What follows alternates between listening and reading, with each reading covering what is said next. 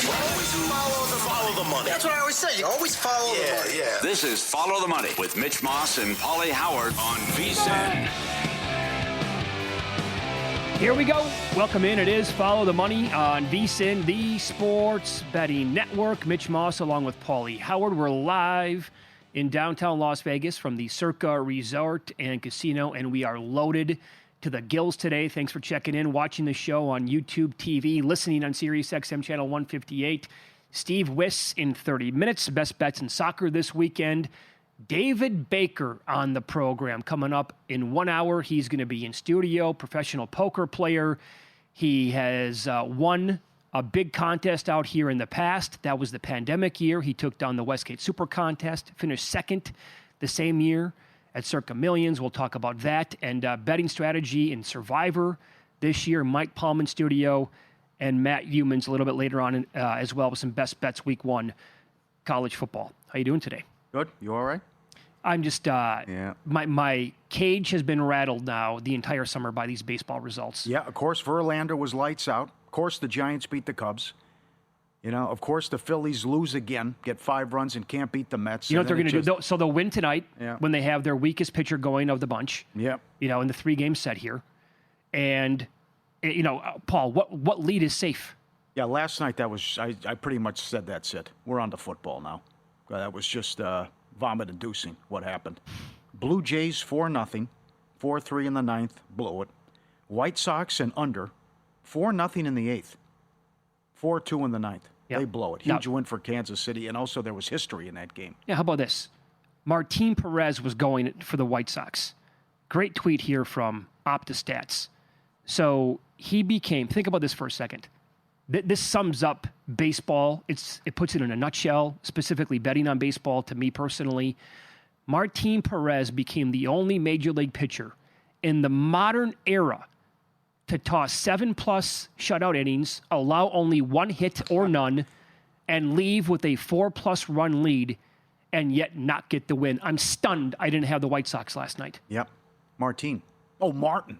Okay. Oh, Martin. Oh, Martin. Yeah. Okay. He's got my vacuum cleaner. Yeah. That was, and then hold my beer.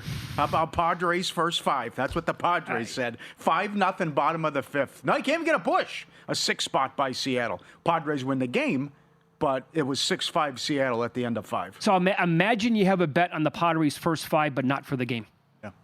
I mean, truly, as you tweeted out last night during all the chaos in baseball, you have to have a bottle of whiskey and a revolver to bet the sport.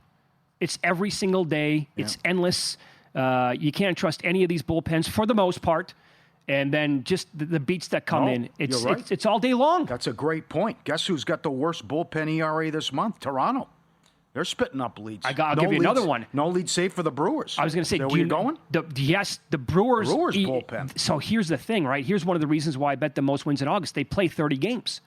They need a day off like I need air. Yeah. And so they don't have a day off for the rest of this month. They don't have a day off until like sometime next week. In fact, the wraparound here, they don't have a day off on Monday. Yeah. I think they play a 3-game set against Philadelphia, and then they have a day off on Tuesday, which is absolutely bizarre. Mm-hmm. But they blew another lead, and they somehow hung on to win it. But that's 6-0, 6-3, 8-3, 8-6, 8-7, 8-8, then they win 9-8. Yeah. And while you were talking to Montesano, nice guy who's on the show tomorrow, and also the real Mr. ACL who we just met, the Rays blew it. It was 3-2 Rays in the 9th, and Cleveland just walked it off, too. So, absolute abomination what's going on with these bullpens. It's what Rivera did that makes the thing so impressive. Because you would think it can't be that hard to get 3 outs. Right. But it's always a fiasco and a circus. Well, just like, go back to, what was it, game 1 of this Phillies-Mets series? They brought in Duran in the 9th, and it's like hit, game over. Or was that last night? I'm getting my days confused here, but it's like, you can't, that guy. And he blew once against the last series. Right. He was the gem, basically, one of them at the very top of, any team could land right at the trade deadline. He was it. And all these teams need so much help. Let's go out and get him. He's not gonna screw us over down the stretch. Okay, how'd that go this week? And again, we talk about this almost every single day. What's the stinky line? And you brought this up right away to begin the show. The stinky line yesterday was the Cubs at Verlander and the Giants. At the time that we discussed it, as low as minus 133. Yeah. Never a doubt. Rocking chair winner, basically, if you had the Giants. Yeah. Cubs did take a 2-1 lead at one point, but that evaporated immediately. Yep. After losing 11 of 13, the Giants have won 3 in a row now, including winning 2 in a row against Milwaukee. Yeah. So, absolutely. There's a good one coming up right now. Big game, Darvish against Wu. Wu has the record now. Every start he's gone at least 6 innings. I still don't trust him. I took plus 540 today to miss, and I took Kansas City to make plus 430 at Will Hill. It's down to 3 games. Kansas City's got a doable schedule. They also have 3 more against Seattle.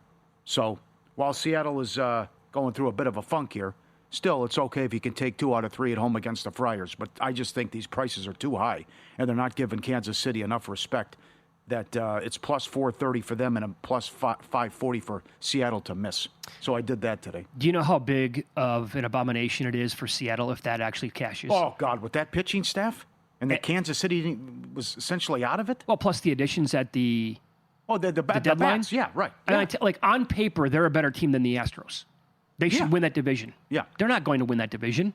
They're not going to surpass Houston. And that will talk again. There you go. Hunter Brown all year long, pretty much at home, nails. Yeah, right, laying 380 in the game. Yeah. We're laughing it up yesterday. You got to lay 3.5 runs with the Astros to get plus money in the game. Like you couldn't. Good luck. You couldn't even get plus money on minus 2.5 runs. Never a chance to win the game. And now, it's like Valdez and I laying higher than $3 against the same Rockies team. Ow! He's lost 5 in a row. He's been terrible. He's been awful. Yeah. They have lost 5 straight starts by Valdez. And he's not getting run support, but he's also got an ERA of 6 in his last 3 starts. Mm-hmm. So I give the Rockies credit for not quitting and going out there and battling. And then we'll see. How about your guy tonight? Priester goes. They've won 15 in a row when he's been on the mound. He's 11-2 with a 3.44. And then in his last 12 starts, last 15 appearances, they won every game. In the last 12 starts, they're 10-0. And what he's doing, they're 12-0. He's 10-0. Yeah. So to win 15 in a row, and he goes today, I can't believe that what they've done here when this guy's out. He's like the good luck charm, and he's going against Nelson. So trying to make it 16 in a row when he's on the mound, they're only $1.40 at home. That seems way cheap. Yeah, their prices they've been kind of out of whack pretty much the entire year. And when they went to Atlanta, we're underdogs. I know. Yeah. So I went back and looked at Priester's game log today, and he was not so sharp on July 4th. That was the game at Miami. But since then, he's only had really one bad start, and that was against the Mets 3 starts ago. And so if you don't count that July 4th game, I'll go from July 11th on, 5-0, 3.15 ERA. The FIP is 3.7. Guy's been really, really good. Nelson, he's had 6+ Ks in 4 out of his last 5 starts, but also 3, 4, and 5 earned runs allowed in his last 3. And on the season, again, he's pitching in Milwaukee tonight for the Diamondbacks. The road ERA is higher than 5. When he's at home for the Snakes, it's 2.42. The whip 30 points higher on the road as well. It seems to me like the Brewers' prices on a day-to-day basis have been like people, they're calling them the luckiest team in baseball by a mile. And I get it, right? The way they keep winning these games. But the prices don't make any sense. Aren't they the highest, the number 1 ROI team in? Not even close. Yeah. Yeah. With a bullet? Absolutely. Okay. Yeah. And I'm also intrigued by the Reds and Dodgers coming up a little bit later on. Because so Ohtani bobblehead all night. And he's going. Mm-hmm. So Ohtani on the season now, well, check that. Last 2 starts, he's allowed 9 earned runs. He's recorded more than 12 outs only 1 time, and he recorded 13 in that game. His ERA, here's the thing, his ERA is 4.6 on the year, but the underlying numbers are much better. Like the FIP is 2.06. The BABIP, he's getting super unlucky with balls in play, is 378. League average hovers around 300. And he's striking out more than 11.5 Ks per 9. I'm intrigued by Lodolo making his first start since August 4th. I was going there too, yep. In his 4 starts before that in July, the guy was absolutely brilliant. You know, the Dodgers have a losing record against lefties. That's another thing too.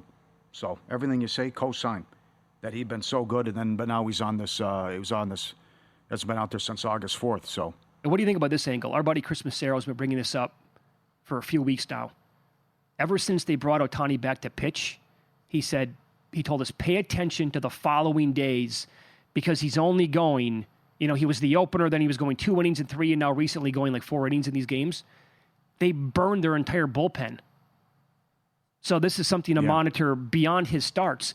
Maybe he goes 5 innings today for the first time all year, but then track that and see what happens, because then for like later on in the week or after his next start, whatever he makes, and they have a game the next day, that's when you want to maybe pay attention to somehow fade the Dodgers overall. But as you said, big one coming up right now between the Padres and the Mariners. And I know, would you lay like $1.75 on Wu to record 18 outs? Done at every start. Done at every single start so far. That's been the only thing that's a lock in Major League Baseball. Absolutely. You see Raleigh's the favorite MVP? He should be. Here we go. It's about time. Mm-hmm. Yep. And it's a funny sport. Since July 24th, the A's have the second best record in baseball after they beat Detroit again. What a story. They can hit, too. You look, it's like, who are these guys pitching? I mean, they can't, and they're just... what they do offensively every single game is nuts. Odds are out at several books right now. Most wins in September. That's right. Biggio. Yep, Eric Biggio put that up already at Caesars Will Hill. Same here at Circa. What was the price? I'll look at the A's. Right. Weird stuff happens in September. Sure it does. No doubt about it. Yeah. I won't put you off that. Our NFL betting guide 2.0 is out. Everyone with their updated futures, win totals, Week 1 picks. Get access to this and the college football betting guide as little as $9.99 with your first 30 days. VSiN.com/subscribe. See which subscription works best for you. $9.99 for 30 days. Come on. VSiN.com/subscribe. Let's go. Football's here. Up next, we have some great nuggets in the NFL from teams going first to worst and worst to first in their divisions.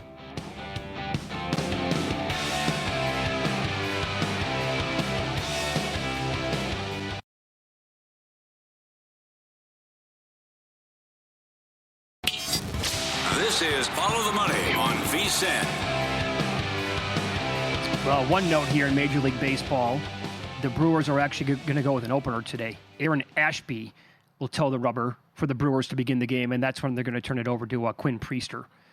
So technically, if he wins the game today, or the Brewers win the game, does that mean that they don't win his 16th straight start? Yeah, well, 15 straight appearances. Okay, we'll call it that. That's weird why you would do that. I mean, the guy's been untouchable, and at least and also how well you played as a team. I don't know. Like the tweet said, if it ain't broke, don't fix it. Trying to think about this because they are burning their bullpen here at a rapid pace with all these games played in consecutive days. Maybe they want to go Ashby as the opener and then Priester. Hopefully, they're thinking, let's please get us to like the 8th, give us 6 strong after that, and then we can only we'll do the bridge and then have like They're like the team that plays in the NFL right now 14 straight weeks without a bye. That's who the Brewers are at this point. So David Baker's on the show coming up in about 45 minutes. Professional poker player. He and his partner won the Super Contest back in the year 2020, and they took second in Circa Millions in that same year. We'll talk strategy, Survivor, all that. I was listening to his podcast this morning, and they were going division by division, and he was basically telling his co-host, I like this team. I can't make a case for another team in this division, yada, yada, yada. And so, like, that whole thing, Pauly, about first to worst and worst to first is a thing, has been for a long time. I'll give you the details on in a second. But there are divisions this year where, and typically I like to look down the board and find a team that's, plus $3, plus $4.50. They can make a run at it. It's more open. I'm so heavy on the Bills this year in that division because of the competition. Mm-hmm. It's unbettable unless you do something like a parlay with Buffalo, in my opinion, for that division. But here are the notes that you need to know from going from worst to first overall. Since 2002, that was when realignment took over the league, and we had 8 4-team divisions. 25 franchises did this since that year, averaging approximately 1.1 teams per season. Last year, actually in 2024, did not happen. Only the 3rd time since realignment without a worst to first. 2002, 2014, 2019. So your possibilities here, Titans, Niners are going to be very popular. Mm-hmm. Patriots, Browns, Raiders, Giants, Bears, and then Saints or the Panthers. I know you're super high on the Texans this year. David Baker's not. Well, how about this today? The GM goes Well, he was asked, will Mixon play? He goes, we'll see. Yeah. What? That's not first month. It was this season. That was the question. Right. We'll see. What did Baker say? He wants to bet the no on the Texans. Wow. To win the division. He was making a case for the Jags and the Colts. I would actually make the case, if I were to do that, I'd make the case for Tennessee and Jacksonville because I'm completely down on the Colts. As am I. The Week 1 game's intriguing with Carolina and Jacksonville. I would say so. If someone's impressive and they win by margin, then they'll start the hype train on whoever that is, especially if one of the quarterbacks play well. Yeah, you can draw a line through most of these teams. Yeah. Like the Browns are not going to win their division. The Raiders are not going to. I think the Raiders are going to be decent. They're not going to win that division. There's only 2 teams there, 49ers and Bears. And the Bears is aggressive. Because I like Ben Johnson, but I'm not there with Williams yet. But that's just a brutal division, and it's a big ask because they're probably going to have to win 11 games or at least 10 to win the division. With the 49ers, I like them. All the injuries. They picked up MVS today. See if that does anything. But that's schedule-related because they play the easiest schedule. Sure. And then you got Stafford's injury. Yeah, nobody's going to be surprised for a second if the 49ers pull it off this year. I can't get there with the Patriots. We talked about that a lot this week. We do like the Giants, though. Did a 180 on that team. But enough to overtake the Commanders or the Eagles, that's too big of an ask. And then, what has to happen at the bottom of the NFC South? Because the Saints and the Panthers each won the same amount of games last year, and they would have to leapfrog Atlanta and Tampa Bay. I think you're talking about some severe injuries there, cluster injuries to Tampa Bay. And then I would look at Carolina and definitely not New Orleans. Mm-hmm. And now here's the deal when you go the other way, first to worst over the last 10 years. 10 teams. This needs to be offered in Nevada. It's a great prop. Just to offer, will one team go first to worst? Yes. So it's happened, 10 teams have finished in last place over the last decade after they won a division champion the year before. So it averages basically 1 per season. And if you go back from 2020, the COVID year, 6 teams have gone first to worst. The Niners did it last year, and they were the 3rd team since 2015 to go from conference champion to last place in their division. Again, the teams to possibly go first to worst here, the Bills, I don't even know. Well, a meteor has to hit Buffalo. Yeah. Philadelphia, by default, with their backups, I think they would beat out a team like the Cowboys. The Buccaneers, like we just talked about, Wirfs is injured. They've had, significant injuries at wide receiver. I'm not buying into, Godwin being ready to rock and roll right away, although I do love Egbuka. McMillan's banged up. He's not going to be ready for the start of the season. Week 2 through 5, I think Bowles expects him to be back. But could they really go? No. Could they be that big of a drop? No. The Ravens, again, no. The Chiefs. That's it. That's a quarterback injury. Oh. That's what it is. Honestly, first to worst overall, if you have to pick a team, it's got to be one of the last 3 teams on the list, Texans, Lions, or Rams. Yeah. And all of it's injury related and just and clusters too. And I think the Rams one, I was heavy on the Rams in the offseason. The Stafford back injury has, it concerns the daylights out of me. But in that division, those other 3 teams are actually good. They have solid rosters overall. So, if Stafford got banged up and, week 1 hurts his back severely after getting punished by that awesome Texans defensive line, he's not ready to go for a while. Okay, then. No, that's not crazy. No, that's not crazy at all. Lions not crazy. People forget about last year. They were 1-4. Yeah. And talking about trading people and a rebuild. And then they put this together, and all of a sudden, not only do they make the playoffs, they win a game and have the Eagles, they're driving to beat the Eagles. That was an incredible job by that whole organization and by McVay. It sure was. And that's, I'm still holding out hope here that Stafford can be okay and last the entire season. My fingers are crossed because if that's possible, again, they just, they gave Kyron Williams all that money. So they're going to unleash hell on him out of the backfield. He's been a touchdown machine now for a couple of years.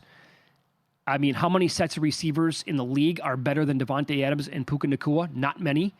And you have to love what they have done and how that defensive line came together last year down the stretch and how they were overwhelming, like a lot of different offensive lines. They're so young and so talented, and they're deep there. I can't believe the job that they have done after the Aaron Donald retirement. to put it together and patch it like this with their draft picks. They nailed like pretty much every single guy. That's, it's one of the reasons why I loved them coming into the season. So, but it's got to be one of those last 3 teams. Good. Yeah. That's a fun market. What'd you think of the news today? I love what the Vikings did. They brought back Thielen. That's a good move. I would agree. With Addison suspended, the guy gets open, good hands. That's a great move by Minnesota also to help out a young quarterback. MVS to the Niners. Okay, they need bodies, I guess. I mean, the guy, he can't catch a cold. No, he does nothing for me. All right. Kansas City, you've had problems blocking people up front. You have 8 wide receivers. I played a game in the Arena League. I'm shocked they didn't call me or you. I mean, they're keeping 8 guys here as wide receivers. Bourne was let go, and Patrick traded to the Jags. I like him. Detroit's got so many weapons, so I guess there's no place for him. But that's a good move by Jacksonville, I think, to pick him up. Well, okay. So even let's before that move for Patrick, right, at wide receiver for the Jags, were you buying into what guys like Paul Charchian were trying to sell us during the offseason? It's going to be the most improved offense in the NFL? No, I'm not. I don't like the quarterback. I actually took him in one of my deep fantasy leagues last night. Yeah? Well, I think that's more of coach-related, too. Doug was so bad, and there's high hopes for Cohn. He's an excellent job as the OC at Tampa. Remember how bad the running game was before he got there and what he did. So this is it now. And I went scorched earth on Trevor Lawrence last year. I'm going to do it one more season, though. I'm going to be okay with him under Liam Cohen as the new head coach, thinking that guy is good enough to help turn him around. And if 2025 doesn't do it, then I'm completely out on this guy. Mm-hmm. Because he has not lived up to his expectations, and he has just played poor football too often. Yeah. I'm with you. You know? He's got to get it done. He's got way too many weapons now, again, to be bad. Everyone loves our betting splits, so they cut through the noise and pulling real-time data from Circa and DraftKings. Track the percentage of bets and handle on every game across every major sport. You can make sharper, more informed bets. Start your edge today, just $9.99, vsin.com/subscribe. Do it now, $9.99, vsin.com/subscribe. Braves punked Miami 12-1. Yankees swept the Nats 11-2. Cleveland came back 1-10 against Tampa. No score, bottom of the first. San Diego and Seattle. All right, very good. You can always email the show, ftm@vsin.com, on X @vsinlive, at Mitch Moss Radio, and at Pauly Howard. The meat man, Steve Wyss, on the program coming up next. We'll get his best bets in the Prim League One. He's got a League Two deep cut that he wants to give out as well in soccer this weekend next year on VSiN.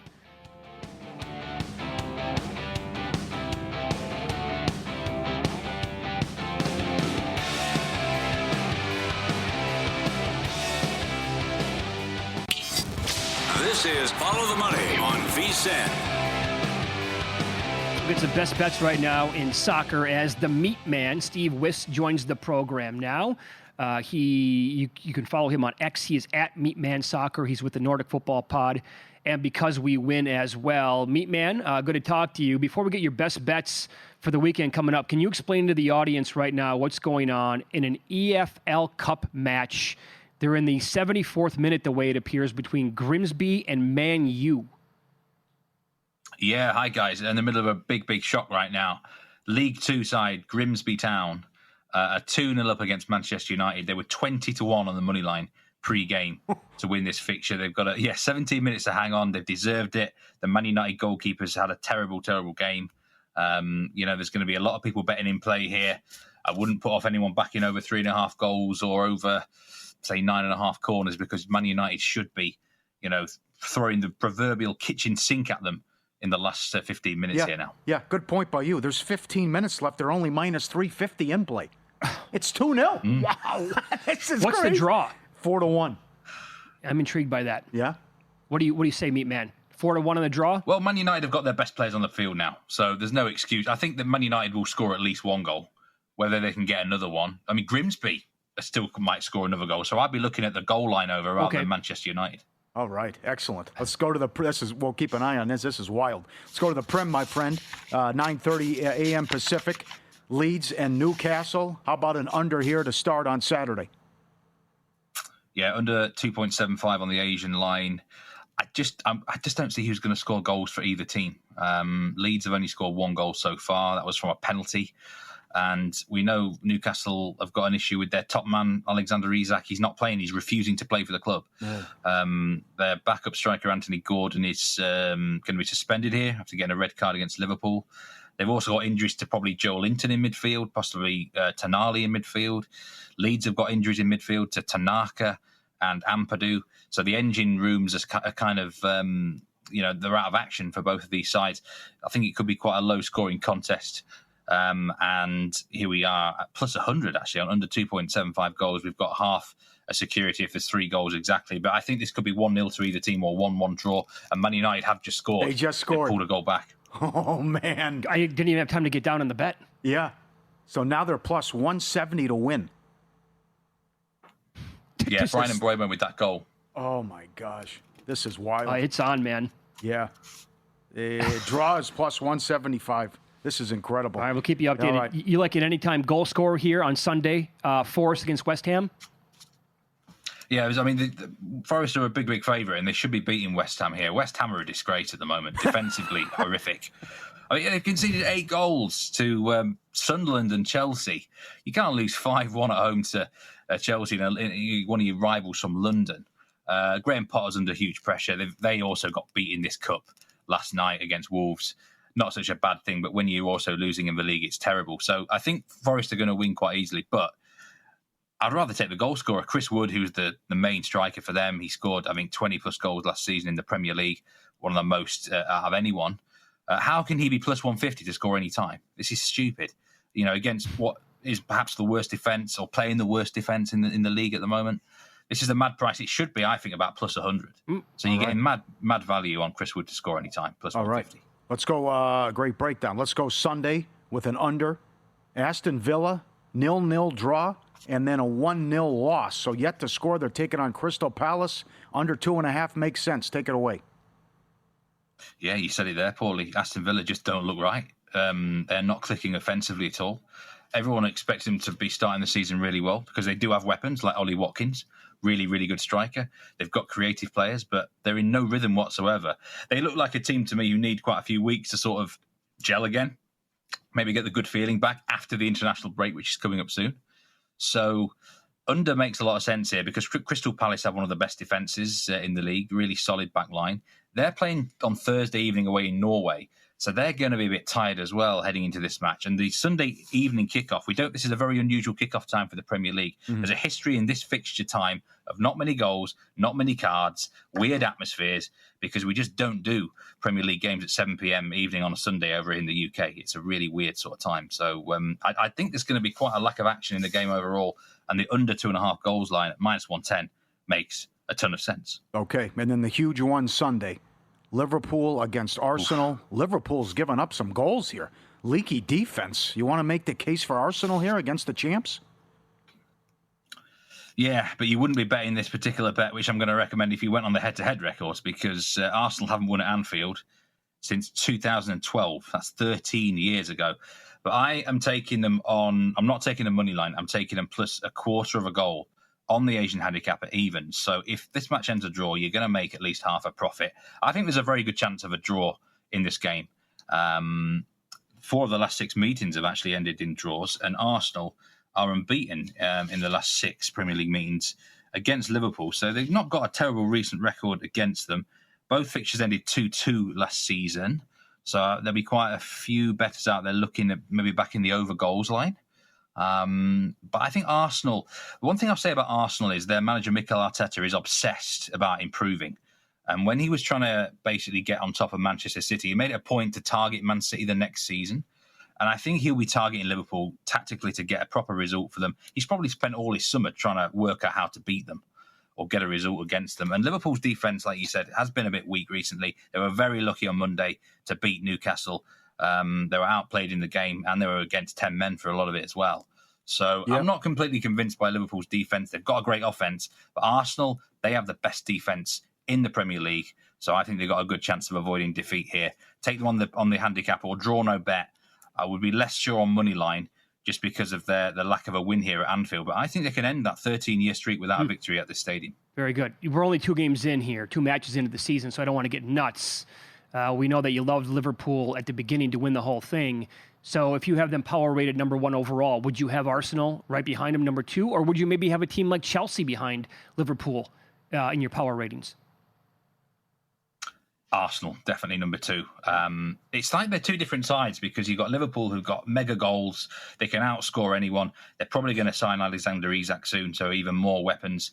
Arsenal, though, have got the defence. So it's kind of a contrast of teams, really. I do think Liverpool, over the course of a 38-game season, have to be rated as higher. They've got a bigger squad. And like I say, I generally prefer teams who can win shootouts. But Arsenal do have to be respected. And at this stage of the season, I think they're playing better. Steve Wyss, our guest, the Meat Man at Meat Man Soccer on X. Because We Win Pod does a great job with Nigel. Check him out all the time. Excellent. And the Nordic Soccer Podcast as well. League One Saturday. Plymouth is awful. Cardiff, a huge favorite, but you're going to lay the goal in this one, -1. Cardiff, to cover the handicap here, -1 on the age and line. Really strong start for them this season. 4 wins out of 5. Conceded just 1 goal. We know Plymouth, whenever they play away from home, they always have a long travel. This actually isn't as far for them, but their away record last season, the worst in the Championship. 15 out of 23 defeats. It's already happened again this season. 4 out of 5 losses. It's a simple mismatch. It's so obvious you've got to oppose Plymouth when they're away from home. And Cardiff are one of the best teams in this league, so let's not overthink this one and back the home team on a -1 handicap. Makes sense, and you're doing the same thing here. Your club in League Two, Chesterfield. You've had 3 winners with Chesterfield on this program. Crawley Town stinks. Same bet here? Exactly the same bet, yeah. They're my wagon team, really, aren't they? Chesterfield. Just keep backing them every week, certainly at home. I mentioned it right in the first show of the season. They only lost 3 home matches last season. They're so good in front of their own fans. They're playing for the chairman, who was given that bad diagnosis recently, and they're in great form. Chesterfield, 4 out of 5 wins. They're definitely in the mixer for promotion this season. And Crawley are just going nowhere. 4 out of 5 defeats for them. Still no away goal. They just offer no threat at all. You watch this team and their offense totally stinks. It's like how are they going to get a goal? The best they can get out of a game is 0-0. But Chesterfield, as we know, they've always managed to score goals this season. So once again, -1 Asian handicap. With this bet, if the margin of victory is only 1 goal, you get a full refund. So it's one of my favourite bets in soccer, the -1 Asian handicap on a good team against a really poor team. Yeah, makes sense. Great analysis as always. Make sure you follow him on X. He's at Meatman Soccer with the Nordic Football Podcast and also Because We Win. And Steve Wyss joined us here on the Progressive Guest Line. Thanks, pal. We appreciate it. Good luck this week. Thank you, guys. Take care. Yep, Great be job. good. And still looking at 2-1 right now. Grimsby leading Man U. They are in the 83rd minute right now. I got one for you Friday, League Two. We're going to oppose Cheltenham Town. They are dreadful. They are 0-5. They've scored 1 goal and conceded 11. Salford City's $1.70 to win. That is Friday. Would you look at doing minus a goal like he talked about? Do that too. Yeah. You can lay that one. You can do that route as well. I like that angle. Yep. Cheltenham Town, Shrewsbury Town in League Two, Crawley Town, and then League One, Peterborough. Absolutely dreadful performances so far. Sure. What he said there at the very end, when you get a really good team against a really bad team, and I can lay 1 goal, and it's around even money, maybe some plus, or maybe like a -105. Sure. Let's follow the money here on VSiN, the Sports Betting Network.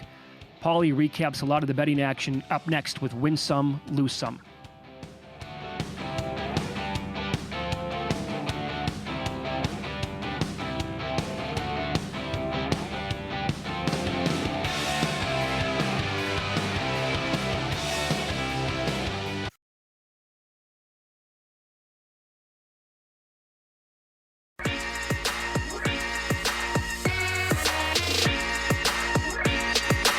Win Some, Lose Some is sponsored by the Sharp Plays. Were you a winner last night? Wow, winning. Or was it a rough one? Well, they can't all be winners, can they? Loser! You're a loser! Pauly Howard recaps the night in sports betting in Win Some, Lose Some. Just did it today, and they did it last night as well. Most runs of the night, Braves 12-1. Marlins had a position player in there in the 8th inning today. Michael Harris swung at a pitch 3-0. Yeah, that's been happening a lot. In like an 11-1 game. I couldn't believe it. He had a home run in the game, right? He's also been super hot. So. Yeah, right. Highest scoring game, Diamondbacks Brewers, cash it. 11-1. Rockies plus 310. Shocked the Astros. And Hunter Brown. WNBA, Fever, Seattle over. 162.5 up to 168.5.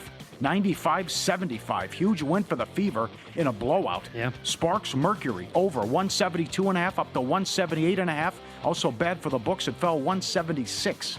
Bad loss by the Sparks. Miss Jackson flies over. She got hurt in the third quarter. Hope she's okay. She needs to get more shots. I don't understand why she doesn't get like 20 shots a game. She's awesome from three. But a bad loss by the Sparks. And Man U just scored. Oh, boy. We're trying to confirm that right now. Yep. Looks like they put it on the board. Good call. Well, 4-1 right now. 4-1 on the draw, possibly, Yeah. but also, honestly, I tried to get down to bet tough live on the air like that when he's talking. I couldn't even get it down when he said take the over. Subscribe, be part of the team, vsin.com, our radio and podcast friends. You always want to see these tweets and videos. At Pauly Does Vegas on Instagram. Send them in. We'll put you on. Yeah, you think the dogs want to go out and use the bathroom here. Open it up. The little guys. I think there's a little French bulldog there. No, just 4 of them. No, just catch some rays. Nice work on my tan here. The owner thinks you're going to have to go to the bathroom. They just want some sun. Oh, that's great. It happens every single day with our dog, Mickey. Yeah? Oh, that's great. She could stay out. If it wasn't 110 here every single day in the summer, she could sit in the sun for 12 hours at a time. I got to put that up. Send that to me, Luke. I'll put that up in 5 minutes. That's awesome. How about this one? The guy, look at the shot here. I think it's a bully. Right to the beach. Take the leash off him. It's just him and his thoughts going right into the water, coming down. Awesome. Can't wait to get in the water on the beach. Look at the tail coming in, doing a couple laps. Oh, he loves it. One with the universe going out. Not too far, big fella. Is that La Jolla? You think so? Looks like some spots there, possibly. Yeah, could be La Jolla, yeah. What a spot. That is awesome. In any event, that was great. The dog couldn't wait to get out there. And that's a great video as well. Lose some, the Storm from 2 up to 5, routed by 20, as I said earlier. This is a great dog video. The guy's got the water therapy going here, and he's slacking off. But you got to get on a treadmill, buddy. We're doing therapy. No, I'm just looking. Is anyone watching? No? Okay, slide all the way back. Okay, I'll keep going up. Look at that. Come on. The lazy dog. He's like, rinse and repeat. Walk a little bit, slide all the way to the back. Got that? Come on, we need you better, buddy. Come on. Bad beats, Blue Jays minus $2. 4-0 lead. 4-3 in the ninth. They blow it. Twins win. White Sox and under. A moose in Chicago. 4-0 in the eighth. The Martin Perez tweet. Allowed 1 hit through 7. 4-2 in the ninth. It goes White Sox and under and becomes Royals and over. Braves Marlins under 8. 2-2 in the ninth. That explodes.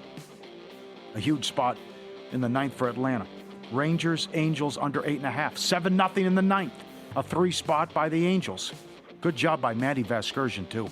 With the exception of Verlander, all those guys who've been these veterans in poor form did not go well and lost. Padres first 5. A moose in Seattle. 5-0 San Diego. Bottom of the 5th. A 6 spot for Seattle. Padres won the game, but somehow you couldn't cash first 5. And it just happened. Cleveland was down 3-2 in the bottom of the ninth and 1-10. Before the line moves, sharp plays already there. They don't just follow the market, they help move it. You're not going to outsmart billion-dollar books or full-time sharps on your own. With the sharp plays, you don't have to. Powered by advanced AI, plugged into trusted insider sources. Sharp Plays delivers the edge serious bettors use every day. Free reports, real-time alerts, market-moving insights, and straight to your inbox or X feed isn't some weekend hobby. Jeff and the crew since 2011 delivered documented results, public logs, transparent receipts. SharpPlays.com. Trusted by pros, watched by the books. Visit SharpPlays.com and stay ahead of the line. All the hype Saturday, can't wait. Texas against Ohio State. A lot of people saying it, and they're right. If they win, and Archer's impressive, 3-1, 4-1, you think lower on the Heisman. Jordan Rodgers on ESPN. Interesting takeaway that, hey, let's slow down with the hype train here, that the hype doesn't match the tape, what I'm watching. But I will say, and I'm going to say this, I don't know what you guys talked about when I went off air. The hype doesn't match the tape. There are good things, and there are some good things. But the hype or the tape, to me, doesn't tell you got a first-round draft pick or a top 10 or a number 1 overall draft pick or a Heisman hopeful. I think he's going to go into Ohio State, and he's going to struggle because he hasn't played anybody. The last time we saw him against a really good defense was Georgia, and he looked out of place. Right? He looked really good against UTSA, Louisiana Monroe, and Mississippi State, the worst defense in the SEC. I think there's still a lot for him to grow and a lot we need to see, like Lewis said. All right. Okay, so can we agree on this maybe? I know that we're a country that it's got to be so extreme on one side or the other on everything that we do now. Yeah. Maybe it's somewhere in the middle. Like all the preseason hype, they're going to win the national title. He's going to win the Heisman. He's going to be one of the best college quarterbacks we've ever seen. But also, to what he was saying there, do we have enough tape to actually have that strong of an opinion the other way? How about we let it breathe for half the season? Yeah, I don't think he should be the favorite to win the Heisman, but fair points, right? I mean, Every time a big-time movie comes out or some music album, yes, it's either the greatest thing ever or it absolutely stinks. Let the kid play like in his start in this game, and then we can take it from there. That probably sounds maybe a little bit too fair, I guess, for some people to handle, but alrighty. How about this, Pauly? So you've mentioned this twice already on the show today. We are live on the air tomorrow when Boise State and South Florida kicks off. That's 5:30 Eastern time. Have you looked at the point spread lately? Last time I checked, it was 5.5. There's a Hard Rock's down to 5. Jeez. Plenty of national legal sports books are at 5.5 right now, and it's not even, the juice is like, it's minus 112 the way it looks, the way they're pitching. So it's below a touchdown now. Are you going to feel obligated to have a bet on that game live when we're on the air? That will be an in-play bet. I want to see what happens early on and see how Boise, if they fall behind, how they adjust, and I want to see what the rushing attack looks like. Tough question. You would think they would miss Genty big time, right? But I love the tight end, and Madsen's a good quarterback, and they always win games like this. It goes back with Peterson, Hawkins. Who was the kid after Peterson? Hey, he took the Auburn job. Why am I blanking on his name? He did a good job and won those games. Harsin. Thank you. Harsin. Yeah. They always won games like this, right? And I love their approach. Anytime, anywhere, we'll go play on the road. They punked Georgia and Aaron Murray in the Georgia Dome. You know, they beat Oregon. That Oregon team was good. They beat Virginia Tech. The Kellen Moore teams were awesome. They would always deliver. And when the lights are bright, they get it done. Right. I'm just thinking, like, in terms of a number at this point, like, what's the bottom here that we're talking about? Good point. Are we going to get nuts here and say the game goes to 4? Like, so if I bet Boise right now minus 5 or 5.5, I don't have access to 5. I have access to 5.5, though, plenty of spots. Like, is that going to be a bad number by game time tomorrow? Like, could I get a 4.5? Could I get a 4? I know that's kind of no man's land, but it's not an injury. Who's doing this? 10 was available. That's what I'm saying. The game's been on the board forever. It has dropped so many points now. At some point, this is not like an overreaction. Yeah. And now you can get them for less than a touchdown? I love what they're doing, too. The reports, it's let's practice inside. Let's get ready with the humidity. Let's fire it up. We'll be ready to go. What's the number of Genty is back? Oh, like, how much do you think people would say that he's worth to the number? Would Boise still be north of a touchdown? I'd say yes.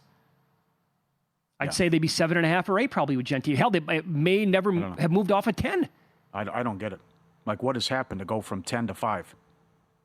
And the game's been on the board for months. And here at Circa, still hanging at 6. But again, plenty of books available right now where you can find 5.5 here. You're right. Been up there since what, May? Probably. I am not a fan. As a fan, I'm not a fan of the start time. I think that's too early for a marquee game like this. I wouldn't put Rutgers, Ohio on at 2:00. Not this game. That's surprising with the start time. I know the one year they did A&M and South Carolina.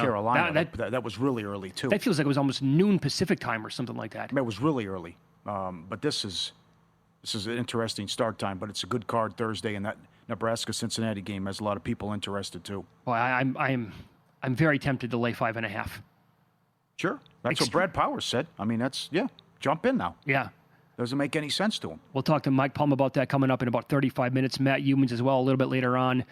And up next, professional poker player, former Westgate Super Contest champion, David Baker on the program.